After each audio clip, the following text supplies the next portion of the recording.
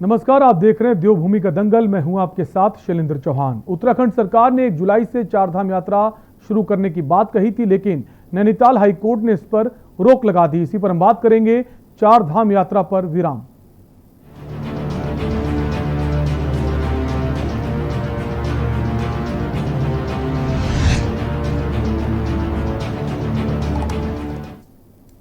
उत्तराखंड की प्रसिद्ध चारधाम के शुरू होने से पहले ही यात्रा में एक बार फिर से संकट के बादल मंडराने लगे हैं। दरअसल नैनीताल हाईकोर्ट के आदेश के बाद राज्य सरकार ने अग्रिम आदेशों तक के लिए यात्रा स्थगित कर दी है। आपको बता दें कि सोमवार को हाईकोर्ट नैनीताल ने 1 जुलाई से चारधाम यात्रा शुरू करने के राज्य कैबिनेट के फैसले पर 7 जुलाई तक रोक लगा दी थी। कोर्ट के आदेश के बाद सरकार ने भी अग्रिम आदेशों तक के लिए यात्रा को स्थगित कर दिया है। ऐसे में सवाल है कि क्या चारधाम यात्रा का स्थगित होना सरकार की नाकामी है? इसी पर हम चर्चा करेंगे। उससे पहले रिपोर्ट देखिए।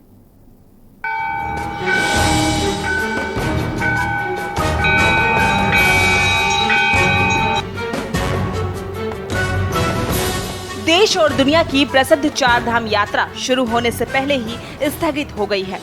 दरअसल हाईकोर्ट ने 1 जुलाई से चारधाम यात्रा शुरू करने के राज्य कैबिनेट के फैसले पर 7 जुलाई तक रोक लगा दी है। अदालत ने सरकार को पूजा अर्चना का लाइव टेलीकास्ट कराने के निर्देश दिए हैं। साथ ही 7 जुलाई को कोर्ट में शपथ पत्र पेश करने को कहा गया है। इस मामले की सुनवाई मुख्य न्यायाधीश न्यायमूर्ति RS चौहान और न्यायमूर्ति आलोक कुमार वर्मा की खंडपीठ ने की। कोर्ट ने कहा है कि दुनिया के वैज्ञानिक कह रहे हैं कि डेल्टा प्लस वेरिएंट बेहद खतरनाक है और कोविड की तीसरी लहर से बच्चे सर्वाधिक प्रभावित होंगे। मगर सरकार की ओर से इन परिस्थितियों में SOP का कैसे अनुपालन किया जाएगा, इसका उल्लेख ही शपथ पत्र में नहीं है। शपथ पत्र SOP के संबंध में राज्य सरकार द्वारा दिया गया था। कोर्ट उससे बिल्कुल संतुष्ट नहीं थी। चारधाम यात्रा में जो 3 जिलों के लोगों को परमिट किया गया है, उसमें भी मेडिकल की व्यवस्थाएं क्या होंगी, इसका स्पष्ट उल्लेख नहीं था। तो कोर्ट ने वर्तमान परिस्थितियां और डेल्टा प्लस वेरिएंट का जो प्रसार हो रहा है, उसको देखते हुए राज्य सरकार का जो कैबिनेट डिसीजन है 25 तारीख का, जिसमें चारधाम को सीमित रूप से परमिट किया गया, उस पर रोक लगा दी। और साथ ही कोर्ट ने ये डायरेक्ट किया है कि लोगों की धार्मिक भावनाओं का भी कोर्ट को ख्याल है, इसलिए गवर्नमेंट को डायरेक्ट किया है कि चारधाम की समस्त पूजा अर्चना की लाइव स्ट्रीमिंग पूरे देश में उसका लाइव टेलीकास्ट किया जाए, ताकि श्रद्धालु घर बैठे उसको देख सके। और कोर्ट का कहना है कि लोगों का जीवन बचाना सबसे ज्यादा इंपॉर्टेंट है और SOP का अनुपालन करने में राज्य सरकार बार बार विफल हो रही है, इसलिए इस डिसीजन को इम्प्लीमेंट ना किया जाए और अगली तारीख तक कोर्ट को बताया जाए कि लाइव स्ट्रीमिंग की क्या व्यवस्था की। वहीं हाईकोर्ट के फैसले के बाद राज्य सरकार ने भी चारधाम यात्रा को लेकर U-टर्न ले लिया है। नए आदेश के तहत अब उत्तराखंड सरकार ने चारधाम यात्रा को अगले आदेश तक के लिए स्थगित कर दिया है। वहीं शासकीय प्रवक्ता सुबोध उनियाल का कहना है कि सरकार हाईकोर्ट के आदेश का अध्ययन कर रही है। जरूरत पड़ी तो सुप्रीम कोर्ट भी सरकार जाएगी। अभी जजमेंट की कॉपी प्राप्त नहीं हुई है। जजमेंट की कॉपी प्राप्त होते ही उस पर परीक्षण किया जाएगा। परीक्षण करने के बाद अगर जरूरत पड़ी तो सरकार उच्चतम न्यायालय जाएगी। सर, आप लोगों ने फुल प्रूफ प्लान बनाया था, अधिकारियों की नियुक्ति भी आपने कहा था। मैंने आपसे इसीलिए कहा कि हाईकोर्ट का लिखित आदेश मिलने के बाद उसका परीक्षण सरकार करेगी और परीक्षण करने के बाद आवश्यकता पड़ी तो सरकार उच्चतम न्यायालय जाएगी। मतलब सरकार सर अभी रुकने के प्लान में नहीं है, सीधे अगर जरूरत पड़ी तो आप लोग हाईकोर्ट। देखिए, हमने सब कुछ पूरी तरह परीक्षण करने के बाद और सारी व्यवस्था देखने के बाद चारों धामों में कुल मिलाकर के 750 यात्री ही चारों धामों में कुल मिलाकर के दर्शन कर सकते थे। इस तरह का संख्या भी सीमित की थी और एक वरिष्ठ अधिकारी को हर धाम में जो देवस्थानम बोर्ड और जो जिला प्रशासन के साथ बैठ के उनके साथ कोऑर्डिनेशन के साथ यात्रा की तैयारियों की मॉनिटरिंग करने का काम की जिम्मेदारी के साथ भेजने का निर्णय लिया था। ऐसी परिस्थिति में माननीय उच्च न्यायालय द्वारा जो निर्णय दिया गया, जो स्टे किया गया, उसके मैंने आपसे कहा कि उसके निर्णय की कॉपी मिलने के बाद, उसके परीक्षण के बाद ही सरकार इसमें आगे का निर्णय लेगी। वहीं इस मामले पर सियासत भी गर्मा गई है। कांग्रेस प्रदेश प्रवक्ता गरिमा मेहरा देसानी का कहना है कि सरकार ने बिना तैयारी के 1 जुलाई से चारधाम यात्रा शुरू करने का फैसला लिया है। सरकार के इस फैसले से प्रदेशवासियों में असमंजस की स्थिति बनी हुई है, जबकि हाईकोर्ट की चिंता जायज है। होमवर्क करें, आप पहुंच जाते हैं वहां हाईकोर्ट के पास, बार बार आपको हाईकोर्ट से फटकार पहुंचती है, आप इतने अनर्गल जवाब वहां पर दाखिल करते हैं। जब आपको 28 जून का समय मुकर्रर था कि आपने जवाब दाखिल करना है 28 जून को उच्च न्यायालय में, आपने आनन फानन में 25 जून पे किस लिए आपने बैठक बुला ली, कैबिनेट बैठक, और आपने निर्णय ले लिया कि हम 1 जुलाई से 4 धाम यात्रा करेंगे शुरू। उससे आपने ये किया कि आपने पूरे प्रदेश को असमंजस में डाल दिया। पंडा पुरोहित समाज है हमारा परिवहन और पर्यटन से जुड़ा हुआ व्यवसायी है, हमारा प्रदेश का युवा जिसका लाखों लाख युवाओं का रोजगार धार्मिक पर्यटन से जुड़ा हुआ है, हमारा 4 धाम का यात्री असमंजस में पड़ गया, यहाँ की जनता असमंजस में पड़ गई।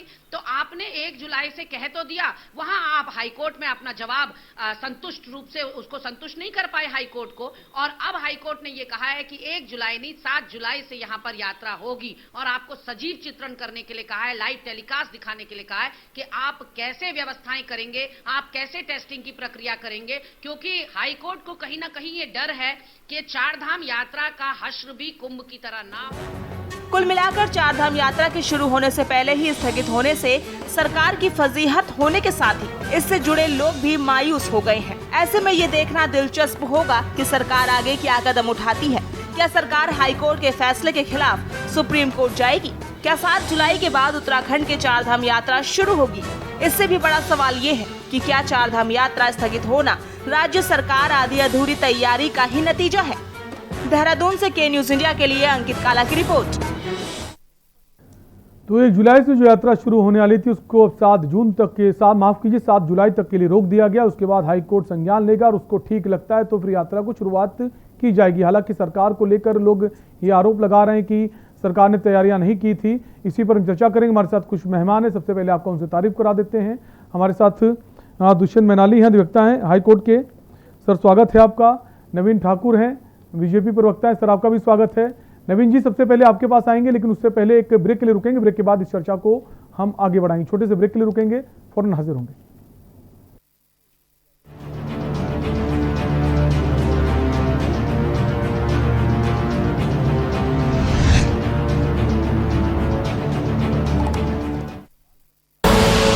आप देख रहे हैं के न्यूज, खबरों का सारथी। चलो चले, चलो चलो चले, चलो चले, चलो चलो चले, चलो चले टीका लगवाए हैं अब अपनी बारी, हमने से कोई एक न छूटे सबकी जिम्मेदारी। चलो चले, चलो चलो चले,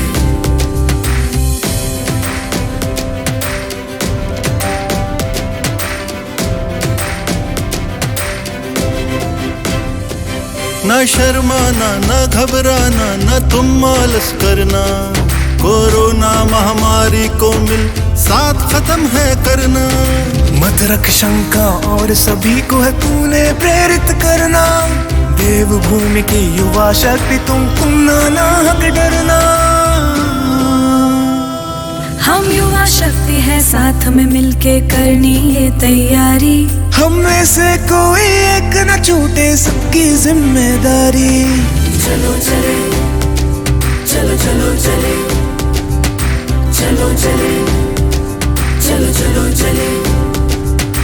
कोरोना से लड़ेंगे जंग, वैक्सीनेशन करवाएंगे हम। कोरोना को है हराना, कोरोना मुक्त उत्तराखंड है बनाना। सूचना एवं लोक संपर्क विभाग उत्तराखंड द्वारा जनहित में जारी। आप देख रहे हैं के न्यूज, खबरों का सारथी।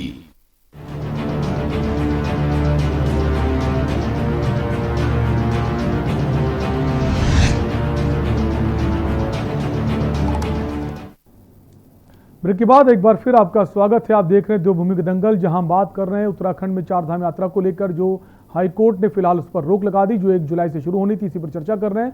वापस हम आएंगे नवीन ठाकुर के पास। नवीन जी, इस रोक को ये देखा जा रहा है कि सरकार की विफलता है। सरकार ने आधी अधूरी तैयारियां की और आधी अधूरी तैयारियों के साथ वो हाईकोर्ट से संतुष्ट नहीं है जो एसओपी है।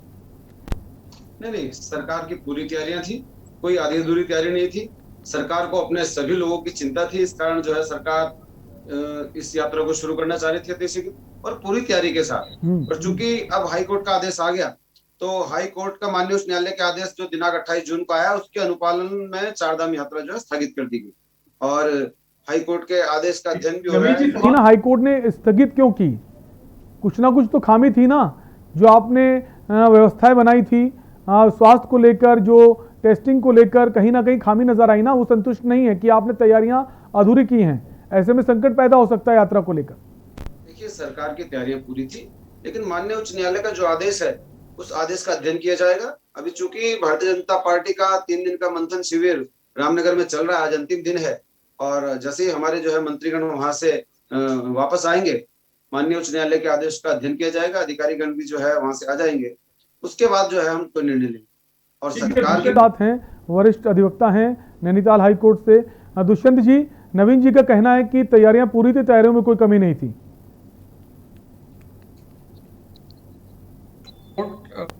कोर्ट ने, आप मेरे से शायद पूछ रहे हैं, कोर्ट ने किन किन कारणों से इस पर रोक लगाई है, वो मैं आपको थोड़ा शॉर्ट में बता देता हूँ। क्योंकि जब जी आप मुझे सुन पा रहे हैं?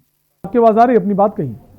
जब कोर्ट ने पिछली बार ये कहा था राज्य सरकार से कि वो ये बताए कि वहां पर चारधाम में जो सीमित रूप से भी अगर आप कराना चाहते हैं या विस्तृत रूप से कराना चाहते हैं, तो मेडिकल के हिसाब से क्या सुविधाएं हैं, क्या अवस्थापना सुविधाएं वहां पर हैं, तो उसके संबंध में अधिकारियों द्वारा जो शपथ पत्र दिए गए थे, कोर्ट से संतुष्ट नहीं था।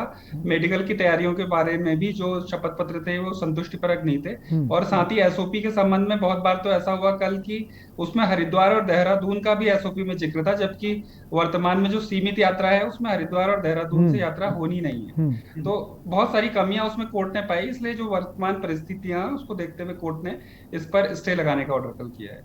ठीक है, मथुरा दत्त जी भी हमारे से जुड़ गए हैं। मथुरा दत्त जी, आपको हमारी आवाज आ रही है? जी हाँ, जी हाँ सर, स्वागत है आपका। जैसा कि दुष्यंत जी ने कहा कि जो प्रस्तुत किए गए थे कागज कोर्ट के सामने, उसमें हरिद्वार और देहरादून का भी जिक्र कर दिया गया था, जबकि वहां से यात्रा नहीं शुरुआत होनी थी, बाकी जिलों को अनुमति दी गई थी। लेकिन नवीन जी है, उनका कहना है नहीं, हमारी पूरी तैयारी है।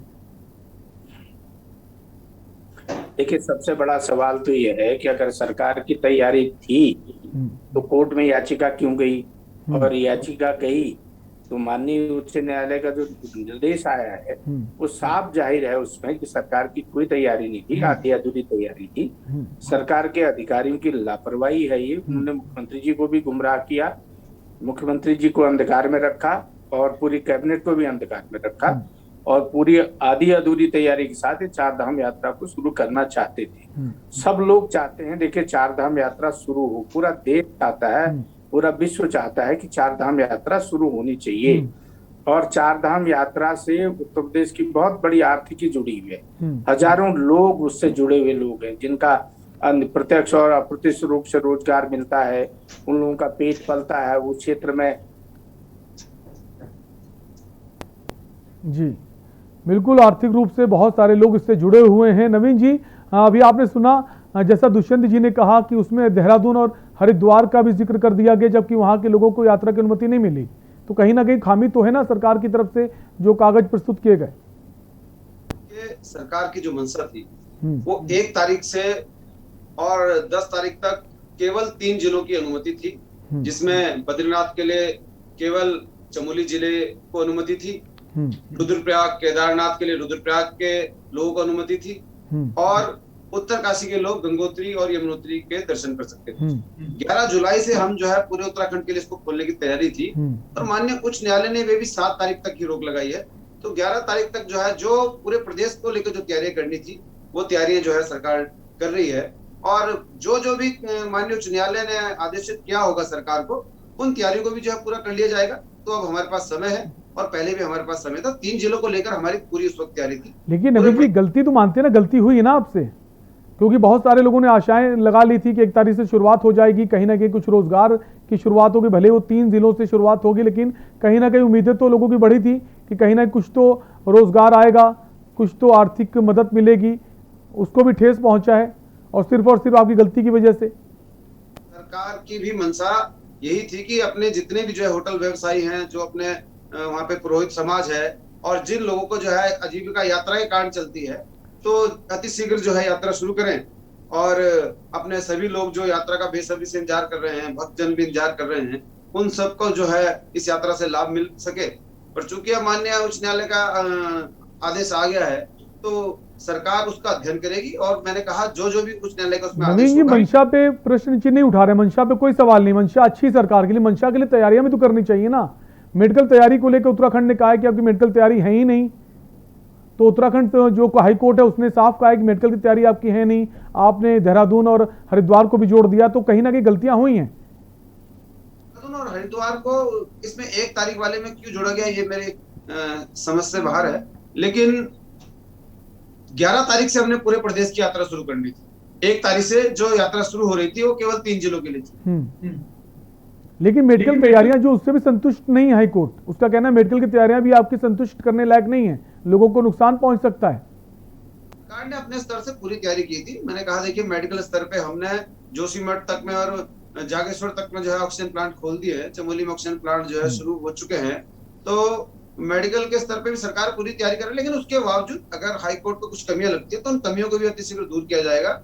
मैंने कहा आज हमारे मंत्रीगण देर रात तक सब देहरादून पहुंच जाएंगे और मंथन बैठक के बाद जो भी इस हाई कोर्ट के आदेश का अध्ययन किया जाएगा और जो भी निर्णय होगा वो अतिशीघ्र जो है सरकार करेगी और सभी तैयारियों को पूर्ण करके अतिशीघ्र यात्रा को सुचारू रूप से चलाने का काम प्रारंभ करने का काम करेगी।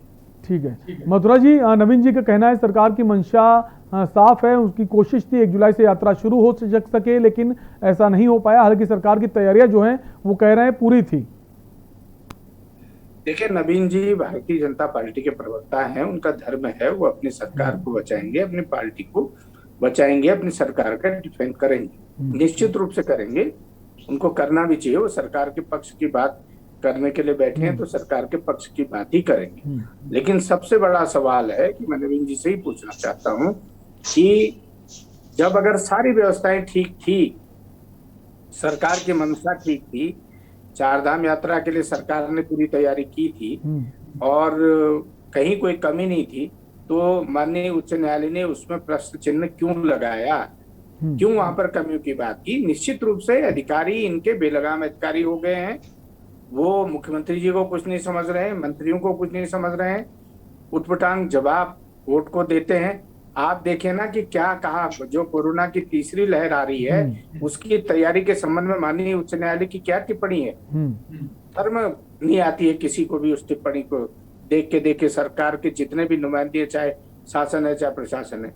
आप दूसरी चीज देख लीजिए, कल रोडवेज कर्मचारियों के बारे में माननीय उच्च न्यायालय ने क्या कहा, इस सरकार को तो अदालत चला रही है। RT-PCR वाली बात थी तो अदालत के निर्णय से सब कुछ हुआ, हरिद्वार कुंभ अदालत के निर्णय से चला। आज 4 धाम यात्रा में भी देखिए मजबूरी में अदालत को हस्तक्षेप करना पड़ा और अदालत ने कहना पड़ा अदालत को कि आप ये व्यवस्थाएं दुरुस्त रखिए। अभी हमारे साथी कह रहे थे दुष्यंत जी कि भाई आपके पास मेडिकल की सुविधा ही नहीं है कुछ भी। नवीन जी कह रहे हैं ऑक्सीजन प्लांट लगे, अच्छी बात है, ऑक्सीजन प्लांट लगने चाहिए और लगाने भी चाहिए। आपने आज के वो पहले लगा देने चाहिए थे जो आज ऑक्सीजन प्लांट लगा रहे हैं। लेकिन क्या बद्रीनाथ में या केदारनाथ में या गंगोत्री और यमुनोत्री में क्या अलग से कोई अस्पताल की व्यवस्था सरकार ने की 4 धाम के लिए?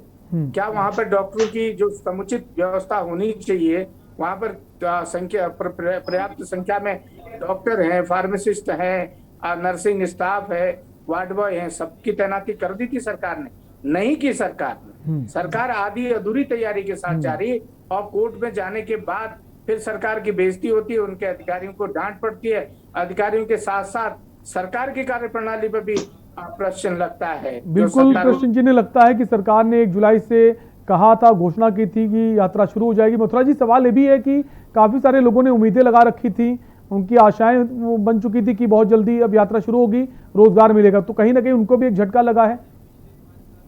बड़ा झटका लगा है उनको। मैंने पहले कहा ना आपको, इस हमारी जो 4 धाम यात्रा है इससे हमारे लाखों लोग जुड़े हुए हैं, सैकड़ों भी नहीं लाखों लोग आते हैं और तमाम लोग अपने आप ठेला व्यवसायी से लेकर छोटे काम करने वाला, पंडा, पुरोहित, प्रसाद बेचने वाला, दुकान चलाने वाला, होटल चलाने वाला, खच्चर वाला, डांडी कांडी वाला, हर वर्ग, कौन सा वर्ग नहीं उससे जुड़ा हुआ है? किसको? होटल व्यवसाय वाला, टैक्सी व्यवसाय वाला, बिल्कुल हर वर्ग जुड़ा हुआ है और सभी की उम्मीदों पे एक झटका तो जरूर लगा है। आप सभी मेहमान हमारे साथ बने रहिए, ब्रेक का वक्त है, ब्रेक के लिए रुकेंगे और ब्रेक के बाद हम इस चर्चा को आगे बढ़ाएंगे। छोटे से ब्रेक के लिए रुकेंगे, तो फौरन हाजिर होंगे।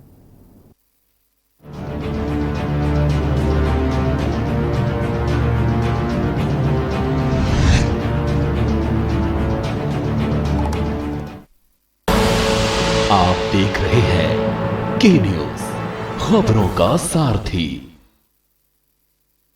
कोरोना महामारी में हर घर, हर थाली में हो अन्न, तीरथ सरकार का ये है मिशन।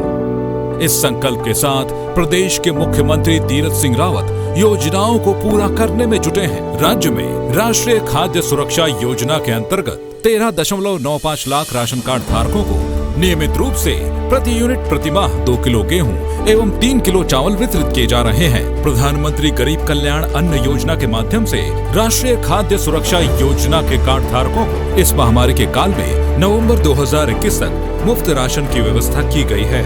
इसके अंतर्गत लाभार्थियों को 3 किलो गेहूं एवं 2 किलो चावल प्रति यूनिट वितरित किया जाएगा।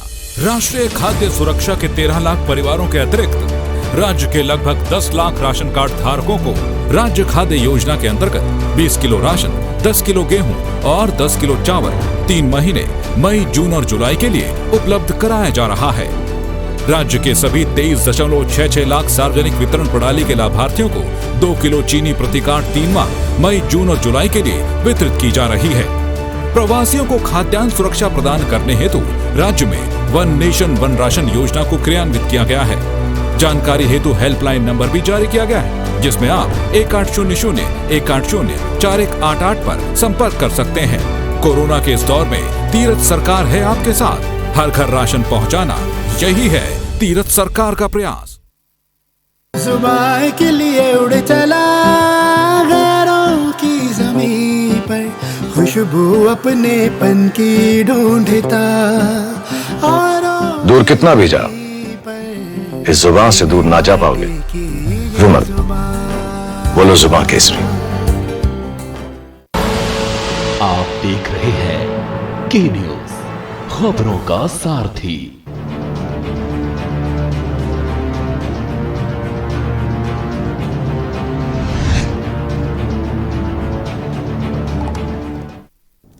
ब्रेक के बाद एक बार फिर आपका स्वागत है। आप देख रहे हैं देवभूमि का दंगल, जहां हम बात कर रहे हैं चारधाम यात्रा को लेकर, जिस पर सरकार ने 1 जुलाई से इसको शुरू करने की बात कही थी, लेकिन उत्तराखंड हाई कोर्ट ने इस पर रोक लगा दी। वापस हम आएंगे दुष्यंत जी के पास।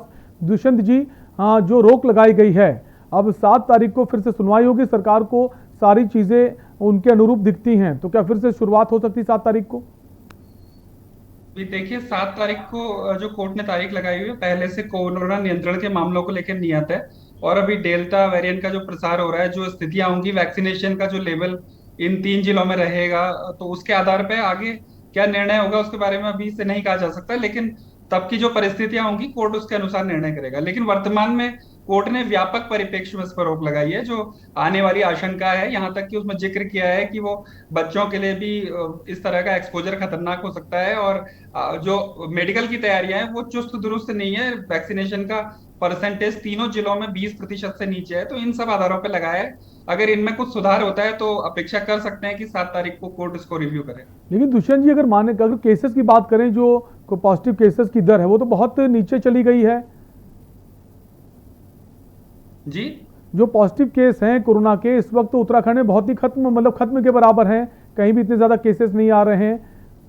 कोई भी प्लानिंग होती है फ्यूचर को देख के की जाती है। वर्तमान आज के दिन में क्या है, सिर्फ ये नहीं देखा जा सकता। अगर अक्टूबर तक यात्रा चलनी है तो अक्टूबर तक क्या स्थिति रहेगी, इसकी परिकल्पना करके उस जी।